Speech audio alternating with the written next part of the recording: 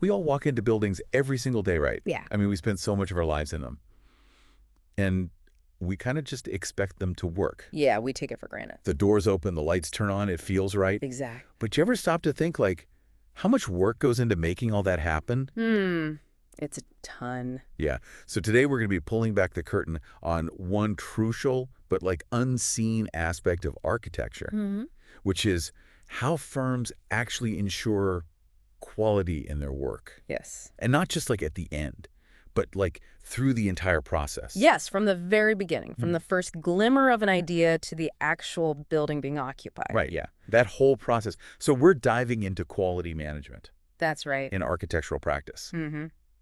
Quality management is like the backbone of the whole thing, you Yeah. know? It just makes sure that the services provided meet those super high standards we expect. Right. And in the end, that leads to buildings that work for people, you know, are safe and functional, Yeah. all that good stuff. Absolutely. So we're essentially trying to give you a real solid understanding of those processes. Yeah. How do architects make sure their designs and services hit the mark? And we want you to come away from this appreciating all the really deliberate actions that shape our built environment. Yes. Okay, so let's get into it. When we talk about architectural services, what does quality even mean? Okay, so first, super important to realize, architectural practice, it's a knowledge-creating endeavor. Okay. Right? Architects, they're applying all this specialized knowledge, years of training to solve these really complex design problems and meet ultimately the needs of their clients. And so what we see, the drawings, the specifications, all the reports, that's the tangible stuff, right? That's what we call the instruments as service. That's their expertise. Interesting. Okay, that's how it gets communicated. So the quality is not just in the final product, it's kind of like in that whole process and those tools of communication almost. Exactly. It's woven through the entire process. And you know what? The definition of quality here, it's not simple. It's multifaceted. Yeah, I bet. Right. At its heart, it's about providing real value to the client. Like, are they getting what they need? And more. Okay. And it's about aiming to get it right the first time. Right. Makes sense. So you minimize errors and rework and all that. It's also about making sure that the building is fit for its purpose. A school needs to function like a school. Yeah. A hospital like a hospital. Right. And probably most importantly, it's about consistently meeting, if not exceeding, the client's expectations. Okay, so it's like technical accuracy, client satisfaction, and fitness for purpose. Right. It's all those things together. And it's way more than just like avoiding drafting errors or Like something. a much bigger idea. It is. It is. And what's really interesting is that even though, you know, architecture is a service industry, some of the key principles of quality that we use actually came from manufacturing. Oh, interesting. Yeah. Like take the idea that quality is driven by management leadership, not just the individual efforts of team members. Right. And then this applies to the design. We consider that like the product and to the process of creating that design. Okay. But the main takeaway here is that quality has to be planned for and built in. You can't just like inspect it in at the end. Well, that makes sense. You can't just slap it on after the fact. No. It's got to be baked in. Got to be baked in. It's like that saying, measure twice, cut once. Yes, exactly. Yeah. Planning, careful execution up front saves you so much hassle later. Oh, I'm sure. You must have some stories about this. Oh, yeah, all the time. Like, imagine this. We're working on a project, and the architectural and mechanical drawings, they weren't properly coordinated during, you know, document production. No. And the team, they thought, oh, you know what, we'll just sort it out later, save some time now. But you know what happened? What they thought would be a quick 2-hour fix turned into a 15-hour ordeal. Oh, my goodness. Needed way more resources, impacted construction, nightmare. 15 hours versus 2. Yeah, that's the cost of poor quality. It just snowballs. Wow, that's a really good example. So it really highlights that investing time and coordination up front is not just like a nice to have, it's like an insurance policy. It is. It's like you're preventing those huge downstream costs and delays. Right. Absolutely. So let's talk about some of the key terms that we use in quality management to help firms avoid those problems. The first one is quality management itself. And it's basically the whole system, right? Okay. It's the approach that a firm uses to direct and control its processes and activities. And it's all about making sure things meet requirements consistently. So it's like the big umbrella framework that guides everything. Precisely. And within that framework, we've got something called quality planning. Okay. So this is where you define the specific standards that are relevant to a project. Okay. This can be anything from building codes, client requirements, best practices in the industry. And then you got to figure out how to actually meet those standards throughout the entire life of the project. I imagine that quality planning can be a lot to juggle. Yeah, it can be. You're right. And for a long time, setting up these robust quality planning systems, it was seen as something that only like the big firms could do. Oh, why is that? Because the upfront costs and the complexity were just too much for smaller practices. Mm-hmm. But the good news is cloud-based technology, it's changed the game. Interesting. It's really democratized access to these sophisticated tools for quality management. Mm-hmm. So now even small firms can afford to adopt them. So it's really leveled the playing field. Absolutely, it has. That's a great point. Okay, so after planning for quality, what's next? Then comes quality assurance.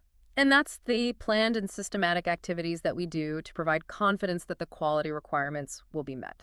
You can think of it as like the proactive side of quality management. So you're making sure the processes are in place and that they're being followed. Uh-huh. Now, this gets confused with quality control all the time. I bet. They sound pretty similar. Right. So the difference is that quality assurance looks at the system itself. Okay. So, for example, a firm might audit its coordination processes to make sure that they're actually minimizing errors. Oh, I see. It's a broad system-level check. Okay, so quality assurance is about the process. Mm-hmm. So what then is quality control? Quality control is more reactive. Okay. It's about looking at the specific deliverables, the actual work, and making sure that they meet the standards. All right. We're checking if we did things right. Gotcha. So you're identifying deviations, you're figuring out why they happen, and you're taking corrective action to fix problems. Okay, so a really concrete example of this would be like a senior architect reviewing a set of construction documents before they're sent out. Exactly, to catch any mistakes. Yeah. Or even, reviewing client correspondence to make sure it's clear, accurate, professional. So in a nutshell, assurance is making sure you're doing things right. Yes. Control is checking that you did things right. Perfectly put. I couldn't have said it better myself. Okay, so assurance is like the process. Right. And then control is like the hands-on verification. Exactly. Like in our schematic design review example, quality control could mean making sure that the design actually adheres to all of the client's needs that were outlined in the brief. Exactly. Making sure you didn't miss anything. Okay, that makes it a lot clearer. Yeah. So how do we bring all these concepts together in an actual firm? So we use something called quality management systems, or QMS. Okay. These are the formal, documented frameworks that firms create to ensure they're consistently delivering top-notch service and that they have a culture of continuous improvement. And these systems, they're not one size fits all. I imagine. They vary depending on the size of the firm, what they specialize in, the types of projects, and the culture of the firm. So each firm really tailors its own system to its specific needs. Absolutely. It's about finding what works for them. But there are some common goals that all good quality management systems share. Okay, what are those? So first off, you want everyone in the firm to understand the services offered and what the standards of quality are. Yeah. That way you can make sure you're always meeting or even exceeding the client's expectations. Right, happy clients. Exactly. Yeah. And then a good system is also focused on preventing errors. And delays, of course. Which saves everybody money, too. Exactly. Reduces costs, improves efficiency. And then another big one is continuous improvement. Right. You want to be constantly learning from what's working, what's not, and refining the process. Always iterating. Exactly. And finally, you want to make sure that you're meeting any specific requirements that either the client or any regulatory body might have. Right. Okay, so a good quality management system is good for everybody. Absolutely. It is. The client gets better service, they get a higher quality building, and the firm, they work more efficiently and effectively. Everybody wins. Yeah. So what role does the leadership of a firm play in all this? Oh, the architect or the managing principals, they're absolutely critical. Right. Their commitment and involvement is key to making these systems work. So they need to actively seek work that aligns with the firm's expertise. Right. They need to invest in staff, recruiting, training, retaining talent, Yeah. empowering people, supporting their development. and creating an environment where everyone understands how their individual work contributes to the big picture of quality. And of course, recognizing and rewarding people for their contributions and making sure that the firm has the right technology and methods in place to do the job well. So it really starts at the top. It does. Leadership sets the tone. And the vision. Exactly. And provides the resources to make it happen. So you also asked about how quality management differs at the firm level versus the project level. Yeah, how does that break down? Okay, so at the organizational level, you've got a few key functions. Okay. First, you've got to have strong leadership that really shows everyone that quality matters. Right.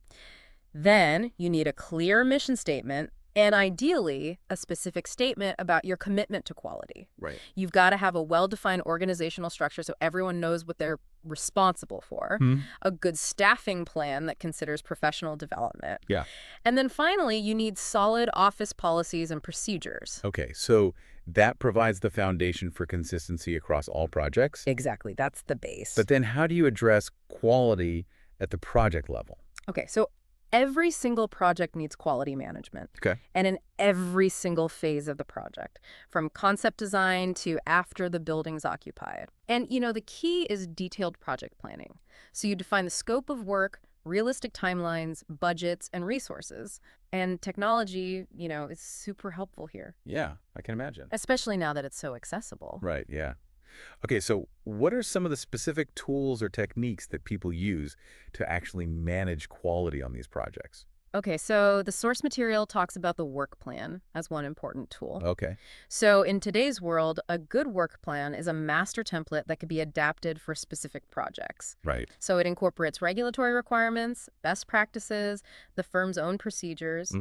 And it's also instructional. It literally tells people how to do the work. So it's like codifying the firm's knowledge. Exactly. This is how we do it here. And then you can track progress in real time, keeping everyone accountable. And finally, it should be actionable. So it links the steps to those tangible deliverables, the instruments of service. So the work plan's like a roadmap for the project with built-in guidance and tracking. Yeah, exactly.